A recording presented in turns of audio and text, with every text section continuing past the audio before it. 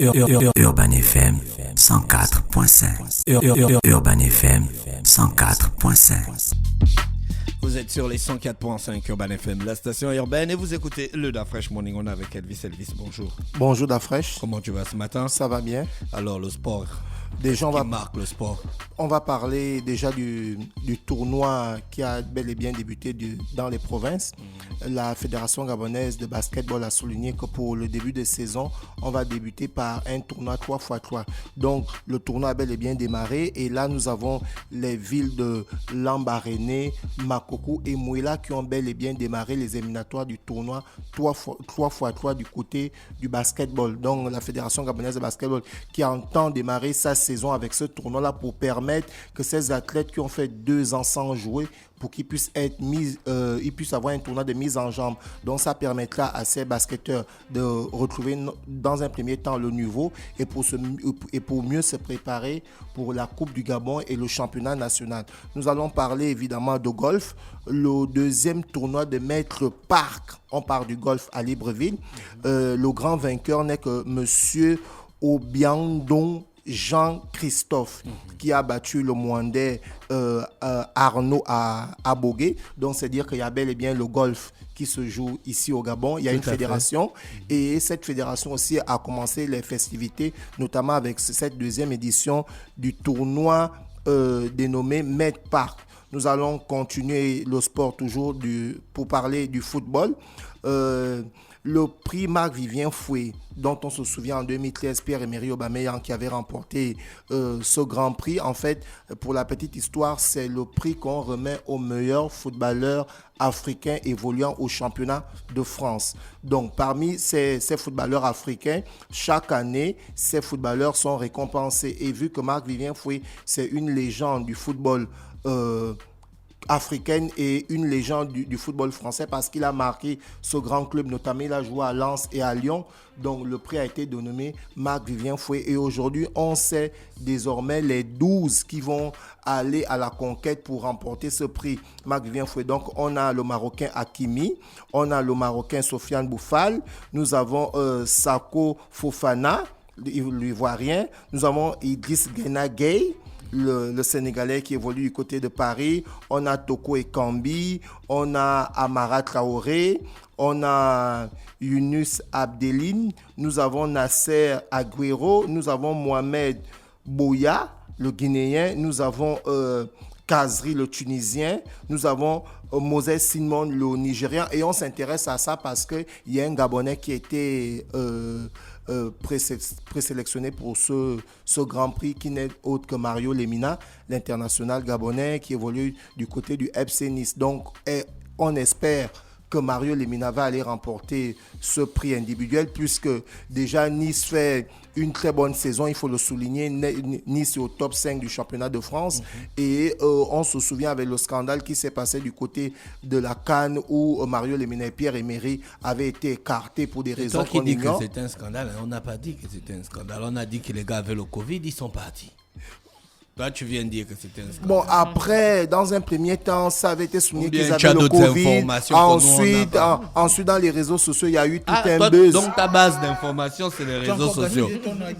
Non, après, derrière, ça a été publié partout, que les gars sont arrivés en boîte à l'hôtel, avec des femmes.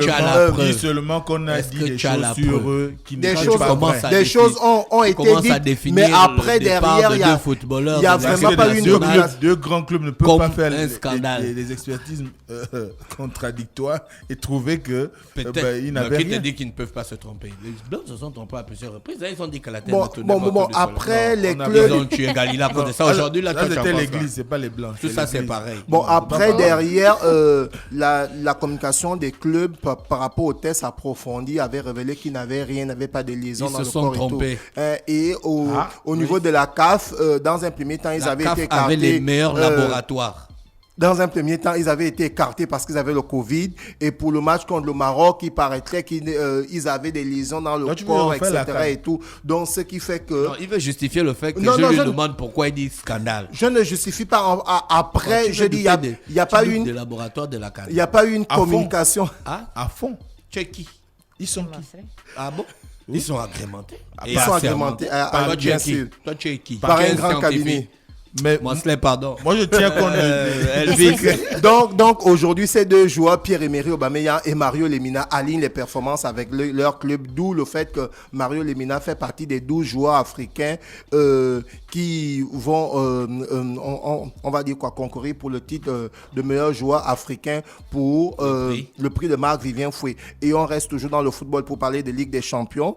City qui a pris le dessus sur l'Atlético de Madrid. Il faut dire que ces deux coachs se connaissent parce que Pep Guardiola a entraîné Barcelone et pendant qu'il entraînait Barcelone, le coach de l'Atlético était déjà là, Diego Simeone. Donc aujourd'hui, ils se sont retrouvés hier pour le quart de finale de la Ligue des Champions. Et City... le quart de finale, allez. Le quart de finale, allez. Le quart de finale, allez. Donc City a pris le dessus parce que c'est City qui recevait l'Atlético de Madrid. Il faut souligner que c'était un match très difficile parce qu'on sait que l'Atlético de Madrid, c'est une équipe qui est très défensive et avec le système de jeu de Diego Simeone, ils peuvent défendre pendant une semaine. Heureusement qu'il y a eu le génie du Belge, Kevin De Bruyne, qui a eu à marquer ce super but. Et l'autre quart de finale aller, le Benfica de Lisbonne était opposé à l'équipe de Liverpool. Avec Liverpool, on sait déjà que Sadio Mané est en super forme. Donc Liverpool qui allait battre le Benfica de Lisbonne à Lisbonne 3-1. Donc pour ces résultats du premier des matchs allés des quarts de finale, aujourd'hui, nous avons les résultats suivants. City qui a pris le dessus sur l'Atlético et Liverpool qui a pris le dessus sur le Benfica de Lisbonne. Et aujourd'hui, ce mercredi 6, nous avons Villarreal, le sous-marin jaune qui va recevoir le Grand Bayern de Munich à partir de 20h. Et nous avons le Football Club de Chelsea, le club préféré de Didier Dafresh, qui sera opposé au Real de Madrid. Il faut déjà souligner que le FC Chelsea a perdu le week-end 4-1 face à un promu, Brighton. Est-ce qu'aujourd'hui, Chelsea a les armes pour pouvoir évidemment arracher la qualification aux sorties des matchs aller-retour? Il faut rappeler que c'est Chelsea qui a sorti le Real l'année dernière. Il faut rappeler que c'est Chelsea qui a sorti le Real de Madrid dans un premier temps et c'est Chelsea qui a sorti le Paris Saint-Germain. Le Paris Saint-Germain en huitième de finale pendant que tous les fans de football disaient que le Paris Saint-Germain était bien parti parce que le match aller des huitièmes de finale, le Paris Saint-Germain l'avait remporté de 1-0. Et bien le match retour avec un magnifique Benzema, le Real de Madrid a pris le dessus. Et Chelsea aujourd'hui qui défend sa couronne, parce qu'il faut le souligner, Chelsea actuellement est vainqueur de la Coupe du Monde des clubs et tenant du titre de la Ligue des Champions. Donc ce sont ces deux oppositions qu'on aura aujourd'hui, Villarreal qui va recevoir le Bayern de Munich et Chelsea qui va recevoir le Real de Madrid. Merci Elvis pour l'entrée en matière dans la rubrique de sport ce matin. Nous avons un invité qui s'appelle Monsieur Ndombu Diego. Il est directeur du stade de Port-Gentil, c'est ça? Bien sûr, c'est ça. D'accord. Il est candidat à l'élection, il est candidat à la présidence de la FECAF, s'il vous plaît. Bonjour. Bonjour d'abord. Je voulais rappeler qu'à l'époque, il n'y avait pas le football professionnel. Donc, j'ai joué dans les équipes des jeunes des Anges ABC. C'était du football amateur. Et puis, j'ai été champion universitaire dans la ville de Ranjo, dans la province de Djedjan, pendant mon passage. Donc, vous avez vu l'arrivée du football professionnel au Gabon? Oui, j'étais déjà revenu au Gabon et en 2012, après la CAN 2012, le président justement de la République a décidé de lancer le Gabon dans le football professionnel et je pense que l'État avait mis suffisamment de moyens lors des premières années, mais aujourd'hui le constat est là. Qu'est-ce qui vous a emmené en Chine?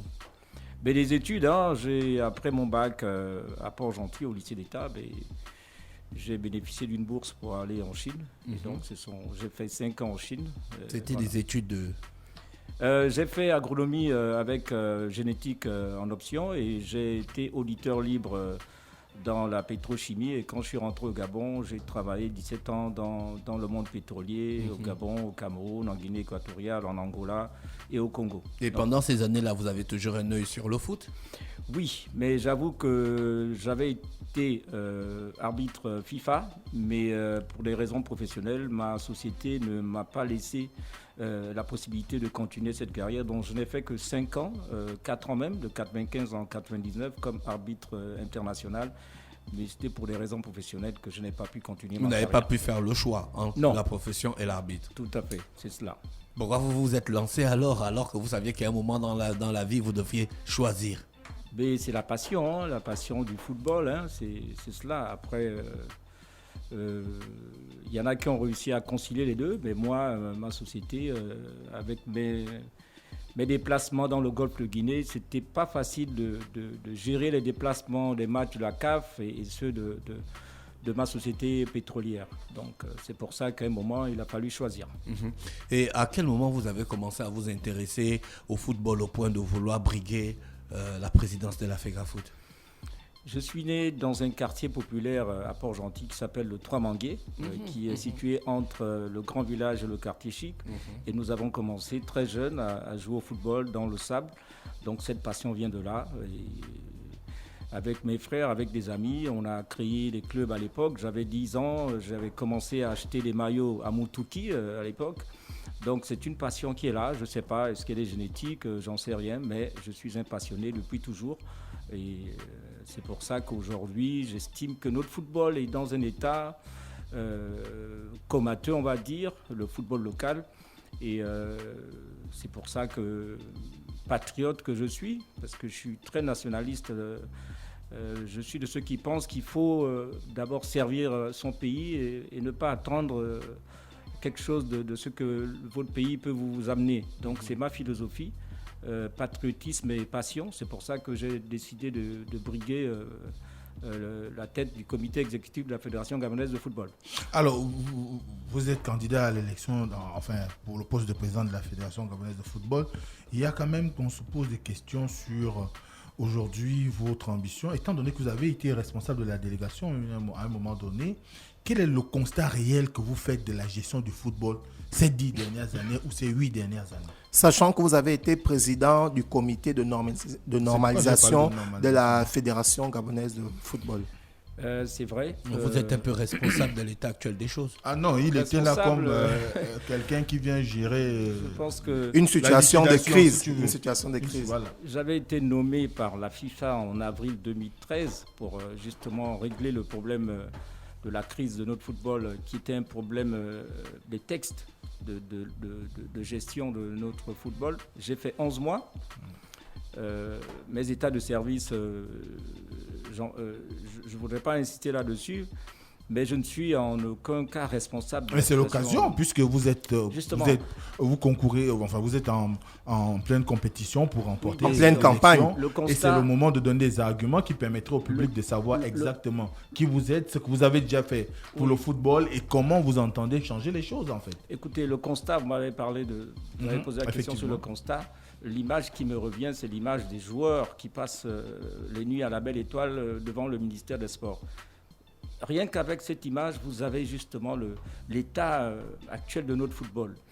Aujourd'hui, les joueurs ont été abandonnés. C'est-à-dire les acteurs principaux de notre football, ce sont les footballeurs, les joueurs. Donc aujourd'hui, quand vous regardez ce qui se passe au niveau du ministère, le sit-in, c'est un scandale. C'est-à-dire qu'aujourd'hui, le joueur ne peut pas vivre de son art. On a mis en place un championnat professionnel. On a peut-être été... c'est l'euphorie de la CAN 2012 qui nous a amenés vers ce championnat. Mais un championnat professionnel ne peut pas être soutenu à 100% par l'État. On n'a jamais vu ça nulle part ailleurs. Je pense que ça a été mal géré. On a peut-être mis la charrue avant les bœufs. Et après, vous prenez le football local dans toutes les provinces, mais on a affaire à du bricolage grande nature. C'est-à-dire que rien n'est structuré au niveau des compétitions et on ne peut pas arriver à des résultats probants quand on n'a pas un plan de formation, quand on ne soutient pas les clubs amateurs, quand on ne soutient pas les clubs professionnels. Donc c'est tout un ensemble, mais moi le constat que je fais, quand je regarde les assises qui ont été organisées par le ministère, on n'a pas creusé suffisamment. En fait, aujourd'hui, les moyens financiers font défaut. Moi, je préfère voir l'État se consacrer pour construire les routes, pour faire la transgabonaise, afin de permettre demain aux équipes de se déplacer dans des conditions décentes. Donc l'État a d'autres priorités. C'est à nous aujourd'hui de créer la richesse pour que nous soyons autonomes. C'est-à-dire que le football doit pouvoir être autonome au bout de 2-3 ans dans notre projet. Vous êtes directeur du stade de Port-Gentil. Il n'y a plus la formation. Quelle est votre vision pour évidemment apporter à ces jeunes-là, non seulement d'être bien formés et de permettre aussi aux parents de recommencer à envoyer leurs jeunes dans les centres de formation avec le scandale qui, notamment en guillemets, le Capilogate. Quelle est votre vision aujourd'hui pour ces formations-là? Récemment encore, j'avais été invité dans un stade périphérique à Ondogo et nous avons échangé. Les parents, justement, nous ont posé ces questions-là sur le fameux Capilogate. Il faut mettre des conditions, des contrôles, il faut faire, on va dire, une enquête de moralité auprès des entraîneurs, mais c'est pas écrit sur la face de quelqu'un que la personne est pédophile. C'est difficile, il faut s'entourer de spécialistes pour essayer d'encadrer tout ça et qu'on ne retombe pas dans... Concernant le football des jeunes, dans notre projet, nous avons 4 pôles espoirs que nous comptons mettre en place. À Port-Gentil, c'est autour du Grand Stade. À OIM, c'est autour du Grand Stade, qui va concerner la zone du Nord, avec la Guinée équatoriale, le Cameroun. Dans la province du Haut-Togo, c'est avec un partenariat avec Manga Sport. Et sur Lambaréné, c'est avec le stade migovéen. Le projet, il y a une semaine qui a été inauguré par le ministre des Sports. C'était au départ un projet de la fédération en partenariat avec le stade migovéen. J'avais été, moi, à l'époque, puisque j'ai passé 6 mois en 2018 dans la fédération, j'avais été élu, mais je n'ai passé que 6 mois. C'est un projet que j'ai conduit sur instruction du président, mais curieusement, la fédération n'est pas allée au bout de ce projet-là. Et pourquoi? je me réjouis, je ne sais pas trop pourquoi, parce qu'après j'étais parti, mais je me réjouis de voir que le ministère a signé avec un club privé, et ce n'est pas interdit. La fédération a l'obligation, quand on regarde les séminaires qu'organisent la CAF et la FIFA, on demande aux fédérations d'aller vers des structures privées quand elles-mêmes ne peuvent pas mettre en place des centres techniques. Donc nous, dans notre projet, on a l'ambition de mettre en place 4 pôles espoirs dans tout le pays. Et donc pour la formation des jeunes, on doit pouvoir, moi j'étais un peu sidéré, c'est-à-dire quand vous arrivez dans un quartier populaire, quand vous voyez des jeunes talents, on a l'obligation, nous, fédération, d'attribuer, d'aller voir dans quelles conditions vivent ces enfants. Parce qu'un enfant qui a du talent et qui vit dans une famille très modeste n'arrivera jamais au sommet de son potentiel. Donc il faudrait accorder des bourses, et ça, à l'époque du ministre Nicole Assélé, on avait commencé à discuter sur ce genre de bourse. Il fallait aller voir dans quelles conditions vivent les jeunes talents et accorder des bourses scolaires à ces jeunes talents. Donc moi, je suis beaucoup plus proche du football amateur et de la formation des jeunes, et c'est pour ça que dans notre projet, on retrouve justement ces propositions. Je veux savoir comment vous allez faire pour développer le football gabonais sans la subvention de l'État. Je vais vous prendre un exemple simple pour schématiser. Nous voulons créer de la richesse. Nous estimons que le sport, le football, a des poches de richesse. Je n'ai rien contre nos amis étrangers qui viennent investir chez nous, mais nous voulons, je vous prends un exemple, sur le stade de l'Amitié, construire des foot indoor et des parcs d'attractions qui vont générer de l'argent. Et la FIFA recommande depuis 2018, dans le programme de développement, d'aller vers la création des revenus. Et le gouvernement gabonais propose d'aller vers des partenariats publics-privés. Donc nous avons l'ambition de faire ce mariage de raison entre les instructions de la FIFA et le vœu du gouvernement d'aller vers des partenariats publics-privés. Quand vous allez investir autour du stade de l'Amitié, nous n'avons pas l'ambition de nous accaparer de la gestion du stade. Et par contre, nous voulons investir sur les grands espaces qui sont, à mon avis, les richesses de ces stades-là. Parce que nous n'avons pas pensé à l'après-CAN 2012 ou à l'après-CAN 2017. Donc nous voulons investir dans une économie du sport. Quand je vous prends le cas des maillots, les maillots des Panthères, Mais aujourd'hui, le maillot le plus visible dans la rue, c'est un petit maillot blanc avec le drapeau gabonais. Si vous sortez 2 minutes dans la rue, vous allez vous rendre compte que des enfants ont ce maillot blanc avec Gabon d'abord, mais il a été fabriqué par nos amis ouest-africains. Mais c'est des poches d'argent, ça rapporte énormément. Nous avons fait des études il y a 2 ou 3 ans, donc il y a de l'argent, il faut aller le chercher pour, au bout de 2-3 ans, arriver à une autonomie financière et ne plus dépendre des caisses de l'État. L'État qui fait d'ailleurs beaucoup pour les équipes nationales, mais au quotidien, nous devons trouver de l'argent et l'argent existe. Il faut aller le chercher là où il se trouve. Ceux qui dirigent la fédération aujourd'hui ne comprennent pas ça? Ben écoutez, moi je ne sais pas. Vous devez savoir, vous avez un œil sur la fédération. Je vous prends un exemple. La FIFA vous propose 2 millions de dollars sur 4 ans pour investir. Aujourd'hui, la fédération a préféré investir dans 3 sièges de ligue qui, après cette construction, vont encore demander de l'argent pour la maintenance de ces... Moi, j'aurais fait le contraire. Je ne suis pas contre la construction des sièges de ligue, c'est une bonne chose, c'est noble, mais il vaut mieux aller vers la création de revenus avant d'aller vers ces constructions-là. Donc c'est ma philosophie. Et la compétition avant les murs. Le président Infantino, lors de son passage au Gabon, avait dit on ne joue pas au football dans les murs, c'est sur les stades. Nous n'avons pas d'infrastructure de proximité. Nous avons été samedi dernier à Ondogo, on a vu un petit stade. Ça ne coûterait pas grand-chose d'améliorer tous les petits stades périphériques de proximité qui sont dans les quartiers populaires. Mais les petits stades là, c'est des terrains de propriété privée en entendant de construction. Justement. En entendant que je construis ma maison, vous pouvez jouer au foot. Je vous prends l'exemple du petit stade que nous avons découvert à Ondogo samedi. Ça appartient à un privé. Voilà. Nous n'avons pas l'intention de mettre une pelouse synthétique là-dessus. Mais par contre, nous pouvons apporter des buts réglementaires. Nous pourrons apporter des poteaux de coin réglementaires.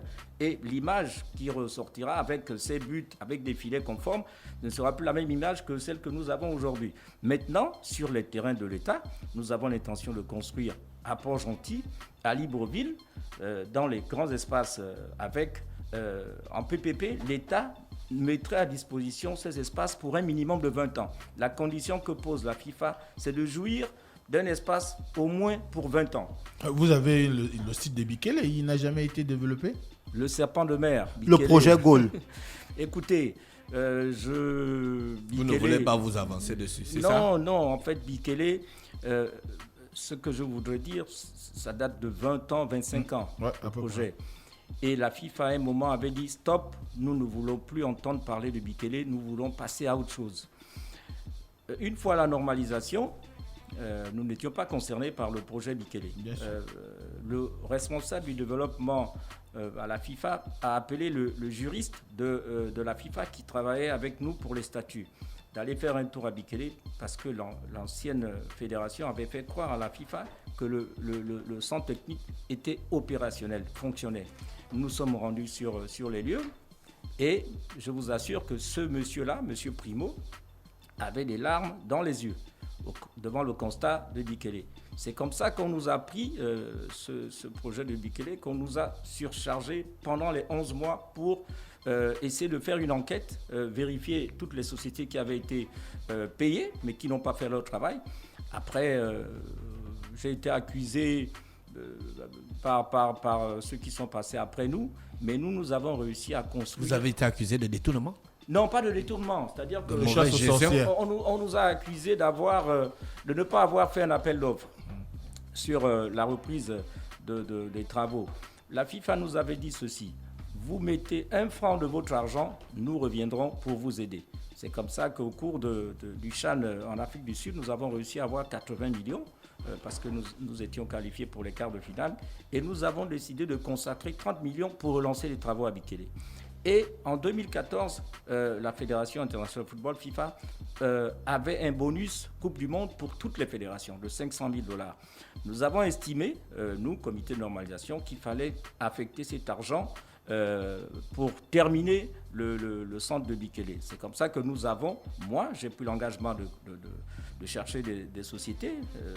Donc nous avons pris une société qui avait accepté de préfinancer. Mais arrive le comité actuel, ils ont estimé qu'il fallait laisser tomber Bikele et plutôt construire le siège qui est là aujourd'hui. Donc c'est ça la situation de Bikele. Aujourd'hui, les footballeurs, les soi-disant footballeurs professionnels gabonais ont des salaires impayés. Une fois M. Ndoumou élu à la tête des fédérations, est-ce que ces footballeurs qui évoluent sur le territoire national en première division, en deuxième division, auront maintenant des contrats professionnels? C'est-à-dire où ils ont régulièrement leur argent tous les mois et avec des comptes bancaires. Parce qu'on se dit qu'ils payent. J'ai pu avoir l'interview de quelques-uns. Certains disent que ce sont des clubs, d'autres disent que c'est le ministère. On ne sait plus, c'est toute une cacophonie. Effectivement, chacun se renvoie la balle. Mais en 2012, c'est l'État qui demande aux clubs de passer au football professionnel. Donc l'État s'engage à payer les salaires des joueurs. Au début, ça a bien marché. On avait des Espagnols qui étaient là. Bon, moi, je suis très loin du football professionnel. Hein. J'ai toujours été plus proche du football amateur. Mais à l'époque du président Birina, il y avait un contrôle de gestion qui se faisait. Et puis, au fur et à mesure qu'on avançait... À ce moment-là, l'État payait correctement. L'État payait correctement. Après, il y a eu un laisser-aller. Le départ des Espagnols a peut-être été... peut-être un peu à l'origine de tout ce que nous avons vécu, parce qu'on s'est rendu compte que chaque année, les joueurs n'étaient plus payés décemment. Aujourd'hui, on a fixé un cap de 150 000, 250 000, mais vous pouvez faire quoi avec 150 000 quand vous donnez 150 000 francs à un joueur professionnel, c'est-à-dire qui vit de ça? Peut-il vivre décemment avec 150 000? Je pense que le problème fondamental aujourd'hui, c'est l'argent qui manque. L'État n'a plus suffisamment d'argent. Aujourd'hui, j'entends quelques dirigeants qui me disent non, mais il y a la plus-value pétrolière, ça a augmenté, mais c'est la guerre qui a fait augmenter. Mais d'ici quelques temps, dès que la guerre va s'arrêter, le prix du baril va redescendre. Donc, je pense qu'il faut arriver à créer de la richesse pour que le joueur arrive à toucher un salaire décent qui lui permette de vivre de son art. C'est l'argent qui manque, à mon avis. On n'a pas suffisamment creusé. Il faudrait que le football soit autonome à partir... Enfin, l'État s'est engagé encore pour 3 années. Je pense qu'au bout des 3 années, il faudrait qu'on arrive à une autonomie financière. Quand je vous parle des projets autour des grands complexes, mais le club qui aujourd'hui, les clubs qui sont en train de faire des mutations en société commerciale ont la possibilité d'acquérir des actions dans ces projets. La garantie, ce sera la fédération qui sera la locomotive sur ces projets-là, parce qu'on a la possibilité, grâce à la FIFA, de bénéficier de l'argent pour investir et pour avoir du revenu. Mais on voudrait aussi sortir le Gabonais, le spectateur qui est tout le temps dans son canapé à critiquer, à être acteur. On ne comprend pas, nous sommes là, nous sommes plutôt spectateurs, téléspectateurs de notre développement. Moi, je voudrais que les gens, les Gabonais qui aiment le football, puissent devenir acteurs, actionnaires autour des projets que nous voulons mettre en place. C'est un peu ma philosophie. Il est clair qu'on aurait dû peut-être commencer par là, parce qu'on a déjà 3 candidats qui sont passés, mais jusqu'à maintenant, on n'avait pas posé la question de savoir quelles sont les missions d'une fédération de football. Écoutez, la fédération est l'organe, l'institution qui, dans un pays, organise, développe et doit promouvoir la pratique du football. La fédération doit pouvoir assurer, on appelle ça un minimum footballistique vital pour les pratiquants. C'est-à-dire qu'on doit avoir un minimum pour se projeter vers... Aujourd'hui, ce n'est pas le cas. Quand vous n'arrivez pas à donner un seul ballon à une équipe qui fait de la formation, il y a problème. Pendant 8 ans, vous n'arrivez pas à donner 2 ballons à des jeunes qui se consacrent dans les quartiers pour former les plus jeunes, il y a un problème. Donc il faut arriver à avoir ce minimum footballistique vital qui est recommandé par la FIFA, et il y a des moyens pour ça. Il y a des moyens. Les créateurs de clubs ne demandent pas souvent de l'argent. C'est de l'accompagnement en ballon, en équipement, améliorer un petit terrain. Donc la fédération, ce sont les missions d'une fédération, c'est de développer le football. Et la fédération organise la Coupe du Gabon. Est-ce que durant la Coupe du Gabon, la fédération ne peut pas déjà faire ce don à ces différents clubs-là, sachant que lorsque un club normalement joue en élite, ce club devra avoir les petites catégories, à savoir les minimes, les cadets et les juniors? Écoutez, vous faites bien de parler de la Coupe du Gabon. La Coupe du Gabon, à l'époque, avant 2016, était financée à 100% par l'État gabonais à hauteur de 151 millions. En 2016, l'État a dit « nous n'avons plus les moyens d'organiser cette Coupe du Gabon ». Aujourd'hui, on regarde le Covid. On dit que à cause du Covid, mais non, avant le Covid, 2016-2017, 2017-2018, 2018-2019, il n'y a pas eu de Coupe du Gabon. Alors que la fédération avait la possibilité, en réduisant le budget et moi j'étais encore au sein de la fédération, du comité exécutif, j'ai fait une étude pour qu'on arrive à financer la Coupe du Gabon à hauteur de 75 millions. Le vainqueur. Après, je suis parti. Non, l'organisation, c'est-à-dire qu'avec une formule zonale où il y a des éliminatoires par zone, vous réduisez le budget de 50%. Puisque l'État nous a dit, nous, il n'est plus question. Une coupe nationale, c'est la compétition phare d'une fédération. Dans tous les pays au monde, la compétition phare d'une fédération, c'est la coupe nationale. Malheureusement, la fédération n'a pas suivi mes recommandations. On avait la possibilité, à hauteur de 115 millions, vous recevez 500 000 dollars par semestre. Sur l'année, vous avez 1 million de dollars. 115 millions pour organiser votre compétition phare. Vous n'arrivez pas à les sortir. Donc, ça cause problème. Donc, depuis là, vous avancez des chiffres, 500 000 dollars. Vous avez d'abord dit 2 millions de dollars qui font à peu près 1 milliard 200 millions de francs CFA. Est-ce qu'on pourrait dire aujourd'hui qu'il y a quand même un problème dans la gestion des finances au niveau de la Fédération gabonaise de football? Je prends un exemple simple. 2018, comité exécutif réélu, je suis membre, réélu.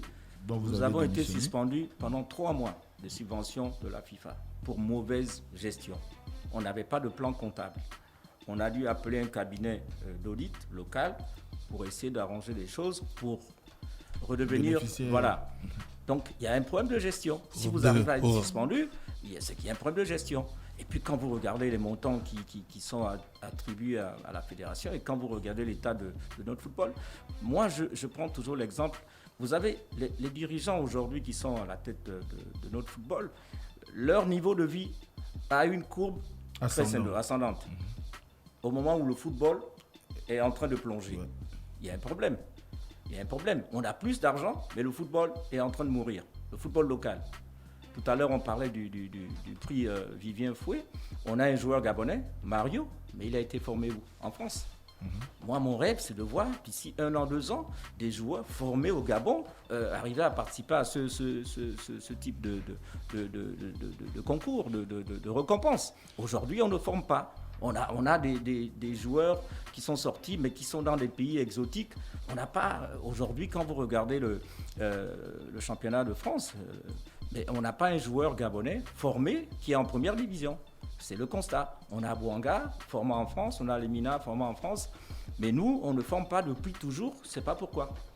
Et nous avons dans notre projet l'ambition de nous associer au CSU, au championnat scolaire et universitaire, pour faire un mariage entre les clubs civils et les écoles ou les lycées de la place. Il y a 15 ans en arrière, l'équipe de Petrosport, je crois 15-20 ans en arrière, avait 4 équipes minimes des jeunes à Port-Gentil, qui étaient des équipes basées sur 4 écoles primaires, Saint-Paul, Saint-André, Sainte-Barbe et la BEA. C'est vers ce type de rapprochement que nous voulons, parce qu'on a souvent tendance à oublier que le football d'élite est nourri par le football de masse. C'est la masse avec l'entonnoir qui amène les meilleurs au niveau. Donc nous, pour le football féminin, nous voulons aller vers le CSU et contribuer financièrement et en équipement avec le CSU pour relancer le football féminin.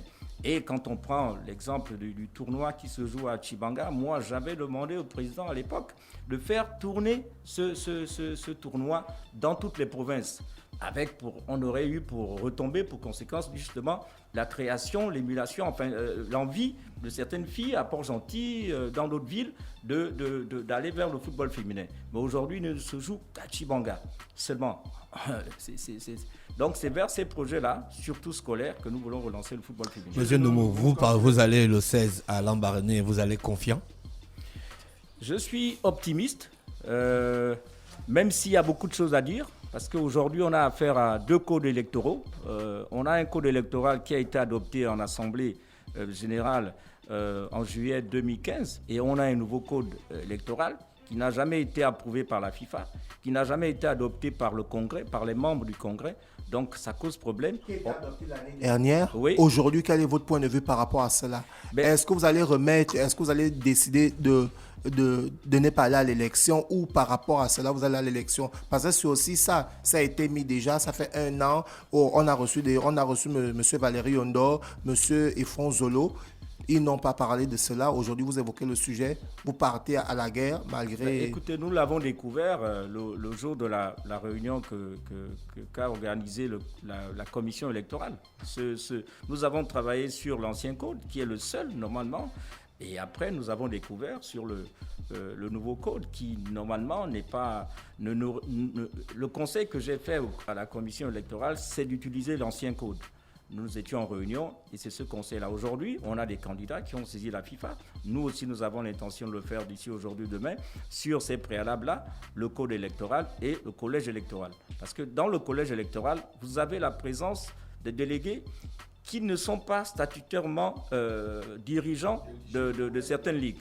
C'est le cas dans la ligue de Logololo, où on écarte un deuxième vice-président et on prend quelqu'un qui n'a pas été voté en assemblée pour le mettre sur la liste. Donc il y a plusieurs préalables, mais nous n'allons pas vers la politique de la chaise vide, nous n'allons pas nous retirer, parce qu'en nous retirant, nous allons perdre ce statut qui nous permet de discuter avec la FIFA. Bon, c'est la dernière question. Oui, ma dernière question est parce que quand on présente Dieudonné Ndoumou, le profil idéal, le challenger, la bête noire de Pierre-Alain Mungengui, le patriote, le promoteur de terre de football. Mais Dieudonné Ndoumou, c'est aussi quelqu'un c'est aussi celui qui aura privé le Gabon d'un talent, Alexandre Ndoumou, qui allait jouer pour la Chine que pour le Gabon. Oui, hein? Comment on peut convaincre... Mais vous dites que vous êtes un patriote nationaliste. Comment on peut convaincre les électeurs alors que ce talent a été privé à l'équipe nationale? Vous savez, Alexander est né à Port-Gentil, au Trois-Mangué, comme son père. Alexander a joué pour l'équipe nationale. Après un moment, il n'avait pas de temps de jeu à l'OM. Ce qui fait que sa carrière a eu un petit frein. Il a baissé de niveau. Nous n'avons pas refusé qu'il joue en équipe nationale. Il a d'ailleurs été champion des U23. Il a été aux Jeux Olympiques. C'est d'ailleurs le seul passeur décisif des Jeux Olympiques sur le but de Pierre-Emerick contre la Suisse. Non, en fait, à un moment, il a dû signer au club de Shanghai, les Panthères Bleues de Shanghai, avec la nationalité de sa mère. Parce que le club avait déjà un quota d'étrangers. Du coup, on lui a proposé un contrat alléchant, mais à condition qu'il signe avec la nationalité de sa maman. Du coup, il ne peut plus jouer pour le Gabon, parce que la Chine n'accepte pas la double nationalité. Ce n'est pas un refus. D'ici 2 ans, s'il repart en Europe et qu'il a toujours le niveau, il n'y a pas de raison, parce que quand Patrice Neveu a signé son contrat, ils nous ont appelés et nous avons expliqué la situation. À un moment, c'est le quotidien. L'équipe nationale, vous savez, c'est 2-3 matchs dans l'année et ce n'est pas l'équipe nationale qui vous nourrit au quotidien.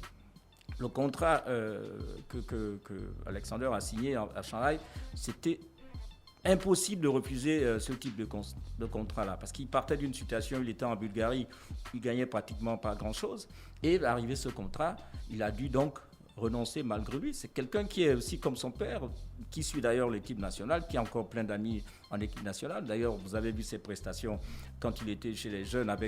Il a commencé à jouer en cadet avec l'équipe nationale au cours d'un tournoi à Abidjan. À l'époque, il y avait un tournoi Pentecôte qui était organisé à Abidjan. Mais c'est malgré nous que nous avons dû donc renoncer. Après, être en équipe nationale, il faut avoir un niveau. Ce n'est pas parce qu'il a été très bon dans les équipes de jeunes, mais à un moment, sa carrière a un petit peu baissé. C'est pour ça que, à un moment, vous devez être réaliste. Bon, j'ai plus le niveau, je me consacre à autre chose. Aujourd'hui, il a 30 ans. Je pense qu'à 30 ans, on pense beaucoup plus à assurer son après-football qu'à jouer en équipe nationale. Mais c'est quelqu'un qui supporte beaucoup les Panthères et qui a encore beaucoup d'amis. Et voilà. On vous remercie d'avoir accepté notre invitation. On vous souhaite de passer une bonne journée à l'écoute des programmes d'Urban FM. Merci à vous. Merci à vous. Urban FM 104.5.